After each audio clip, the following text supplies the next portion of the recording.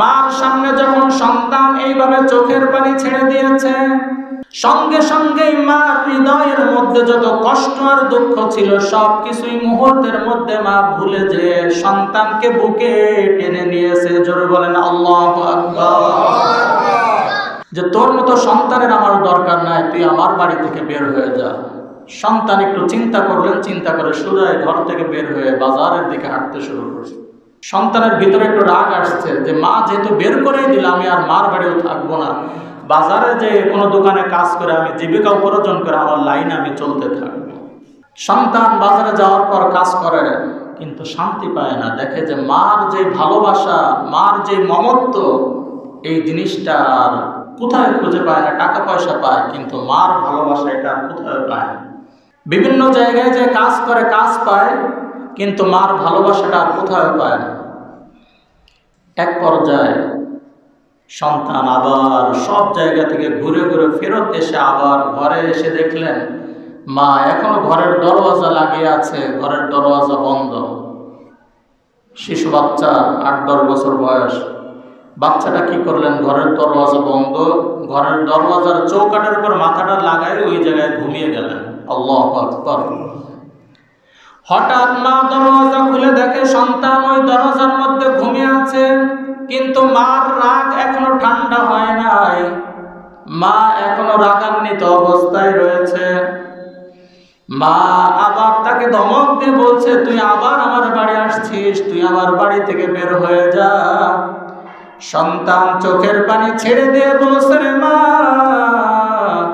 তুমি আমাকে রাগ করছো, শুনে রাখো রে মা, আমি বাজারে যে কাজ করেছিলাম টাকা পেয়েছি, কিন্তু সব জায়গায় ঘুরে দেখলাম মার যে ভালোবাসা, এই ভালোবাসা পৃথিবীর কোনো জায়গায় নাই।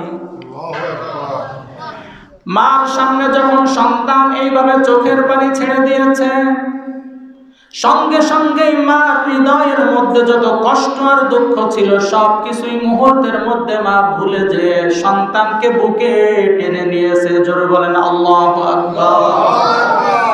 হাফেজ ইবনে কাইয়িম রাহমাতুল্লাহ আলাইহি বলেন, মার সামনে সন্তান চোখের পানি ফেলার কারণে মার হাজারো রাগ, মার দিলের হাজারো কষ্ট মুহূর্তের মধ্যে যেমন শেষ হয়ে গেছে।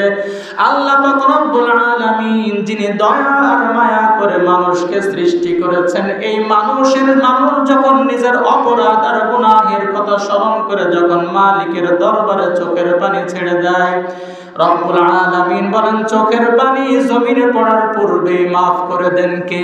আওয়াজ দিতে হবে। এই জন্য রব্বুল আলামিন বলেন আর রহমানির রহিম। এমন রহমান আর এমন রহিমের উদাহরণ পৃথিবীতে আর কেউ দিতে পারবে না। কি বলেন, ঠিক কিনা? কারণ কিছু দিতে হলে তো তার কাছে থাকতে হবে, না থাকলে দিবে কোন জায়গা থেকে? রব্বুল আলামিন মানুষ সৃষ্টি করে পৃথিবীতে পাঠিয়েছেন, যা যা প্রয়োজন মানুষ আসার আগেই আল্লাহ তাআলা সব কিছুই রেডি করে রেখেছেন। তিনি হলেন রহমান, তিনি হলেন রহিম। এই জন্য মুমিন হিসাবে, মুসলমান হিসাবে আপনার আমার দায়িত্ব হলো সেই রহমান আর রহিমের দরবারে যদি আঁকড়ে ধরতে পারি, হাজারো সমস্যা, হাজারো মুসিবত, পৃথিবীর সব মানুষ এক হয়ে আমাকে কিছু করতে পারবে না যদি আসমানওয়ালার সাথে আমার সম্পর্ক থাকে।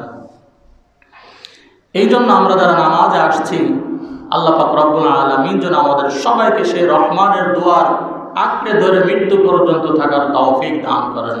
আমিন। হাফেজ ইবনে কাইয়িম রাহমাতুল্লাহ আলাইহি তিনি বলেন যে একবার তার এক চিকিৎসক ডাক্তার পরিবার সহ ভ্রমণে গিয়েছেন, একটা পাহাড়ের মধ্যে উঠলেন। আল্লাহ পাক রব্বুল আলামিন যে কত বড় দয়ালু তার উদাহরণ দিয়েছেন।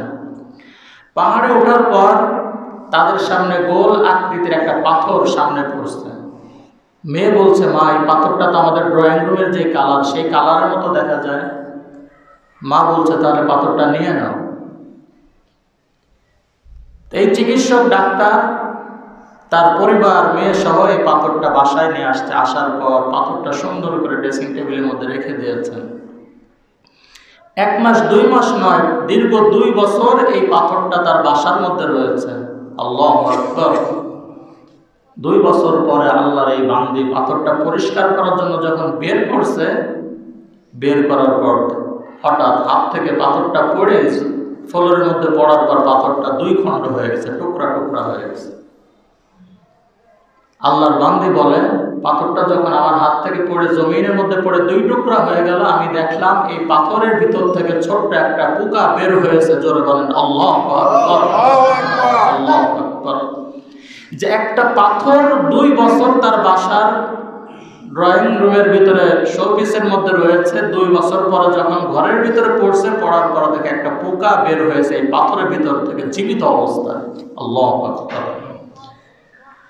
আল্লাহর বান্দি চোখের পানি ছেড়ে দিয়েছে। চিকিৎসক চোখের পানি ছেড়ে দিয়ে বললেন যে ওই আসমানওয়ালা আমার বাসার একটা পাথরের ভিতরে যদি একটা পোকাকে নিয়মিত খাবার পৌঁছাইতে পারে, যে আল্লাহ এই একটা বাসার পাথরের মধ্যে দীর্ঘ 2 বছর খাবার পৌঁছেছেন, তিনি হলেন রহমান, তিনি হলেন রহিম।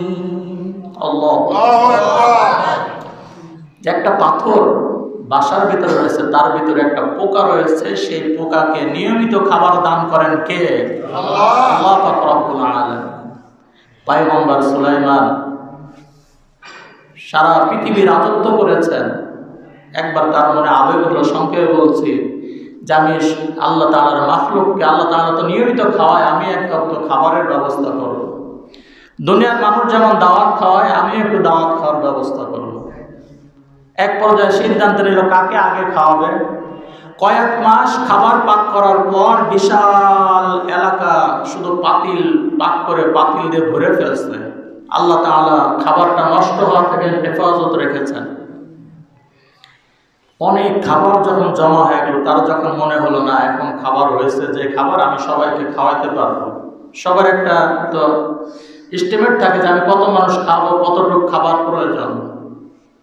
হযরত সুলাইমান আলাইহিস সালাম সর্বপ্রথম চিন্তা করলেন যে আমি আগে সমুদ্রে যে মাছগুলো আছে এই মাছকে আগে খাওয়াবো। আল্লাহু আকবার। একটা মাছ যখন খাবার শুরু করবে, বলো জিনদেরকে বললো তোমরা খাবার শুরু করে দাও। সমুদ্রের একটা মাছ এসে যখন হা করলো, হা করে আসছে, আর পয়গম্বরের যত খাবার ছিল জিনরা তার মুখের মধ্যে দেওয়ার পর মাছ পয়গম্বরকে বলছে, পয়গম্বর এখনো আমার পেট ভরে না, আমার পেট এখনো খালি রয়েছে। আল্লাহু আকবার, আল্লাহু আকবার। মনে করেন 1 লক্ষ 2 লক্ষ পাতিল পাক করার পরেও যখন এই মাছটার পেটের ভিতরে দিয়েছে, এরপরও মাছ বলছে আমার পেট এখনো ভরে নাই। সাগরের যে তিমি মাছ এবং শার্ক মাছ, এগুলো অনেক বড় হয়। এই মাছগুলোর খাবার নিয়মিত দেন কে? আল্লাহ, আল্লাহ পাক রব্বুল আলামিন। পয়গম্বর বললেন, ও মাছ, তোমার আর কতটুকু খাবার প্রয়োজন? মাছের জবান খুলে দিলেন কে? আওয়াজ দিতে হবে আল্লাহ। আল্লাহ পাক রব্বুল আলামিন মাছের জবান খুলে দিলেন। মাছ বলছে, পয়গম্বর আপনি যে কয়েক মাস অসংখ্য গণিত জিনদের মাধ্যমে খাবার পাক করলেন, আর যে খাবারগুলো আমাকে দিলেন আমার একটা লোকমাও হয় নাই। এরকম 3 লোকমা খাবার প্রতিদিন রব্বুল আলামিন আমাকে দান করেন। আল্লাহু আকবার। যে আপনি যে খাবার কয়েক সমস্ত সৃষ্টির খাবারগুলো দিয়েছেন, এরকম 3 গুণ খাবার প্রতিদিন কে দেন? আল্লাহ। যে আল্লাহ প্রতিটা সৃষ্টিকে পরিমাণ মতো রিজিকের ব্যবস্থা করেন, তিনি হলেন আর রহমানির রহিম। বান্দা তো আমরা শুধু দৌড়াইতে থাকি আর পেরেশানি হতে থাকি। হাদিসের মধ্যে বিশ্বনবী জনাবে মুহাম্মদুর রাসূলুল্লাহ সাল্লাল্লাহু আলাইহি ওয়াসাল্লাম বলেন, আর রিজকু মাকসুম, রিজিক বন্টনকৃত। আপনি 1000 চেষ্টা করেও ওই পরিমাণ পাবেন যতটুকু আসমানওয়ালা আপনার নামে বরাদ্দ করে দিয়েছেন। এই জন্য মুমিন হিসাবে, মুসলমান হিসাবে 1000 চেষ্টা করার পর, 1000 দৌড়াদৌড়ি করার পরেও ওই পরিমাণ পাবেন যতটুকু তিনি আপনার নামে বরাদ্দ করে দিয়েছেন।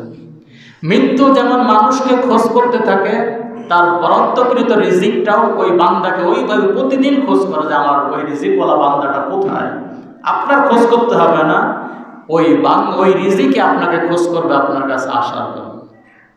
শুধু একটা জিনিস করতে হবে, সেটা হলো বিশ্বাস থাকতে হবে কার উপর? ওয়া মান ইয়াতাওয়াক্কাল আলাল্লাহ